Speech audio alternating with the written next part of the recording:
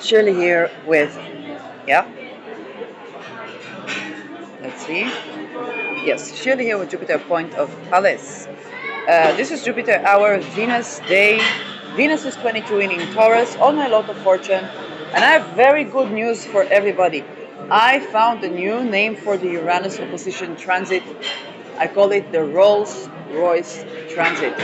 And this is so accurate because, first of all, I do not have a karmic rope with the Henry Royce and Rolls. What was that Rolls name? This is, yes, Henry Royce. I do not have karmic rope, and I'm going to tend to the chart of the Rolls-Royce founders. Secondly, I'm going to have a Uranus opposition from Gemini, and that makes a lot of sense because Gemini has something of duality. The Uranus oppositions have fancy cars names, and Gemini is compatible with something that is of dual. Now, just to honor Peter R. de Vries here, I'm talking about the less famous Rolls-Royce. So, but I have karmic rope with that less famous, very likely, yes, unless they don't want to give a moon nakshatra.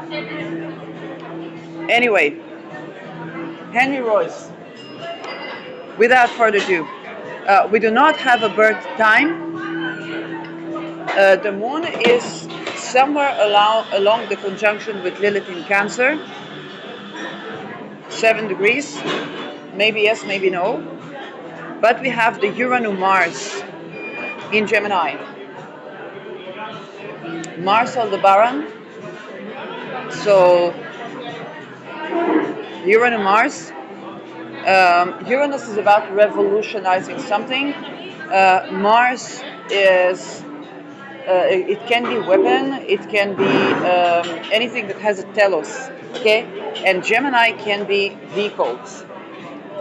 Because Gemini connects us from place to place, takes us from one place to another, okay? Venus is the connective part, but Gemini takes us from one place to another.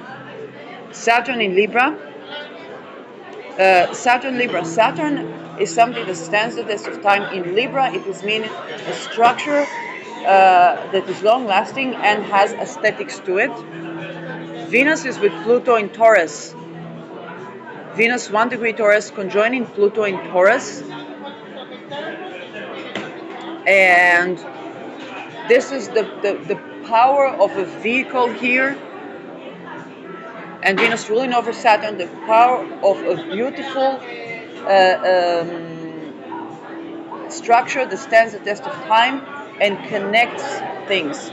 So it can be many things, but cars is one of them. And indeed, Rolls-Royce is known to be not just a luxury car, but also something that is tailored to the customer and something that stands the test of time. There were advertisements of people 100 years old standing with the same Rolls-Royce. And think about the fact that with my Uranus opposition, Saturn is going to conjoin Uranus. And so a car that stands the test of time and has something to do with the dual, which is Rolls-Royce is basically two founders that founded that car that stands the test of time. First of all, it's unusual because this is where people buy a sports car or a race car. And I'm like, well, I'm Taurian.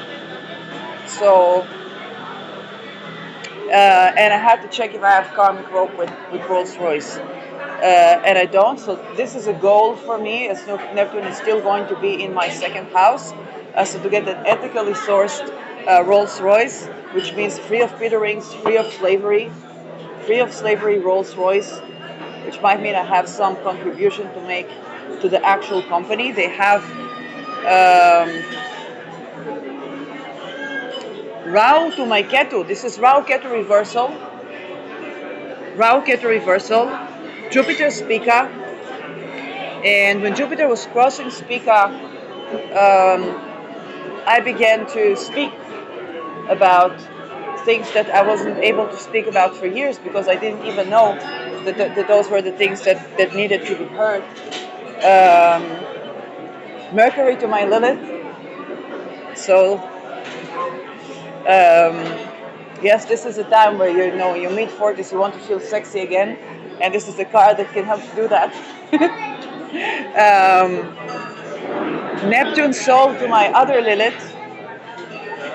And indeed, Neptune returned for Henry Royce.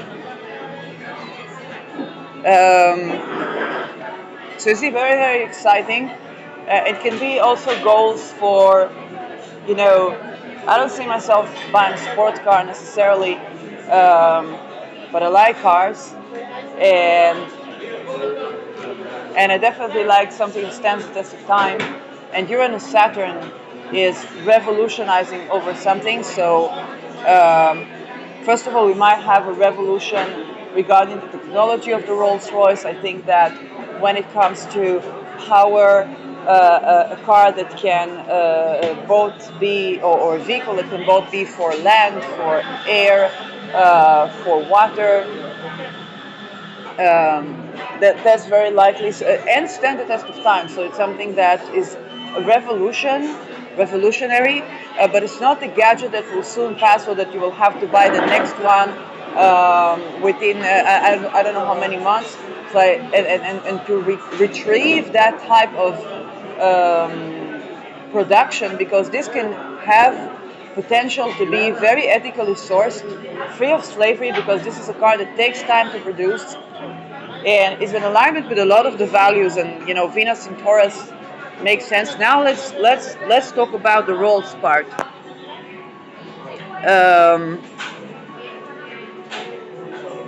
Yes, this is Charles Rolls. It's the other part of Rolls-Royce. Saturn, Mars to my Lilith. But it's very interesting. These two folks capture something that's happening in the skies right now. Rahu in Pisces. So if Rahu Ketu reversal with Henry Royce, but when it comes to the Rolls part, it squares my Rahu and Ketu. And these two, they had the same thing. So right now we are in Rahu in Pisces, which is squaring the 2030 axis. So they contained a life trajectory axis that is conflictual, and they managed to build something that stands the test of time with that. So these two are inspirational for me. As I look at this chart, I will need to learn more about them.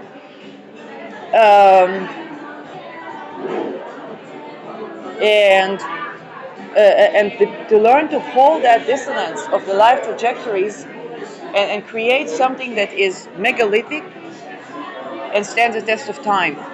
So I'm very interested in that company now. Jupiter to my midheaven. So I feel very expanded by. It's something that always was there, but now it's kind of like it's time to tend to that. Uranus is about to ingress, and the 29th degree of Taurus is very predictive degree, also to do with cars. And to come out of the karmic ropes that I have, even if you buy a car, even if you buy something, or if you invest in a company, okay, to disentangle from that which doesn't support or doesn't doesn't harmonize with what you came to create, and to be in places and positions that do. So Jupiter to my midheaven, a growth, expansion, supportive of my career. Venus and Mercury in my 8th house in Venus. In my 8th house, again, it's a birthing house, it's an investments house. So, and I was thinking about that trajectory exactly. Okay, so it's a house where you think about something that would yield, but with that Venus, it would also be exposing anything I have. I was mentioning Peter R. de Vries, he has a Venus in my 8th house. So this is tending to everything that I was swiping under the rug, which is excellent, because for investment it's excellent, because If you have other things to do that, you want your investment to be a place where you tend to what you've swiped under the rug, so your investment actually yields. It's not necessarily an easy aspect, and this is important because it requires us to tend to what we swiped under the rug. Sol in my 7th house, Sol in Virgo, beginning decan of Virgo, fantastic decan of Virgo, Uranus 25 Leo, again, trining my midheaven. Uranus trining my midheaven. Okay, an unexpected eureka. Pluto, yes, Pluto 25 Taurus is very royal placement. It's a beta per se Pluto, very powerful. And this is why we can think about this car as a very royal car. Yes, beta per se has a lot to do with currency, royal families, and so on. But also, this is a person, a part that can reveal a lot of secrets about the royal families. And Pluto does not stay secret for long. It stays secret for long, but then this is what misleads people, because they think that Pluto will be forever secretive. It's wrong. So Neptune to my Venus, and again, thinking about Neptune in my 2nd house, and 2nd house of values, and Venus to do with values, Neptunian values, the expansion of Neptune, something that I'm scheduled to have in my life. So having Neptune added to my values conjunction is not an easy aspect, but it is nevertheless a good aspect. Yes, Saturn to the 8th house, Saturn Mars to the 8th house, to the 1st house for me can be challenging, but there are other factors to consider. And the moon, in a good nakshatra, all in all, even if you take it, it can go all the way from Revati nakshatra to Ashvini, and whether it is Revati nakshatra or it's Ashvini nakshatra, it is very likely nakshatras that I can live with, and not only can live with, are very supportive of me. So all in all, both when it came to yes, the nakshatra before the nakshatra of my moon, both precede my moon, both supportive of me, very good brand.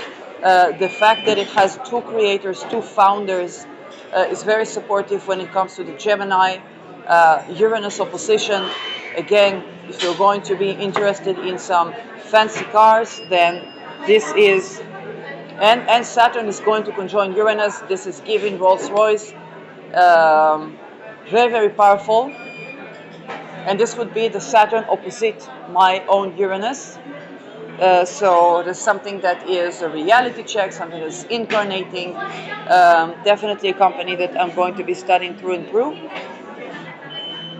And definitely me embarking into a new trajectory in my life, embracing change, embracing environments that are more supportive of me, releasing from unnecessary conflicts and entanglements, and embracing Neptune. Okay, embracing the wealth of Neptune. Neptune in the 2nd house, and Neptune transiting Venus can give us that megalithic wealth trajectory. It's not about being a gold digger. It's about tending to Neptune and surrendering the fact that Neptune is in the 12th house or in the house of Venus, and that the big giant void is manifesting megalithic wealth and well-being and curation and healing, and taking our place in the world. Doesn't always mean a tent in the woods. Sometimes it's those exactly trajectories where we have our footprint in the sand of time that change the spirit of the time and bring in the values that we want to bring in, rather than keep it in the old, petering and human sacrifice trajectories. No, we came to change that, and that's done on the arenas, on the wealth, on the footprints, on the sands of time that our ancestors were building on, and we just come to innovate on that trajectory and bring something new to the table. So it's not about giving up wealth or giving up the good things in life, but about asking for even more. I want all that without the Peter rings. I want all that and sex that is actually sexy, and relationships that are actually satisfying. And it's all that and more type of trajectory that I hope you can feel that energy and be inspired by it. Again, I have Punarvasu Moon Nakshatra. It's also true if you have handlers, whether you're a politician, public figure, or somebody who's being trafficked. First of all, even if you're being trafficked, understand the fact that you are alive means that you are more than just whatever. Maybe they try to deprecate your worth. No, they see you as a person that can do something in the world, and they want to keep you in check. So even if you have compatible moon nakshatra with me, but you have handlers that have karmic rope, and these handlers do mind control and so on and so forth, then this is something that could limit your trajectory unnecessarily, and you want to reconsider your alliances and set boundaries, okay? So that you will have more access to choice, and understand that even if you're being trafficked right now, or you're working with some dumb fuckery sex cult that's taking your life energy and using it for not your benefit, this is not how it has to be, and they would deprecate your value because they would make you think you're not valuable enough, so that you will be mind controlled by them, or they will appreciate your value only when you do stuff for them. This is not any way of life for anyone to live. And you're probably way more useful because you are way more than what they made of you to be. Okay? And so understanding where you stand, what you want, and reconsidering your alliances accordingly is going to support your trajectory very well. And you see, sometimes it's like, oh, you feel like, oh, where is my place in the world? Where is my place in the world? Where is my place? Who is going to believe me? Well, guess what? Who is going to believe you? Who are the people that deal with what you deal? Well, the most famous and wealthy people in the world. Where is the place that I can create? Well, why get stuck on the sports car when you're in for a Rolls Royce? And that's a question some people, need to ask themselves sometimes. So I hope that is inspirational, and this is a way where we can both stay in our lane and not limit ourselves at the same time.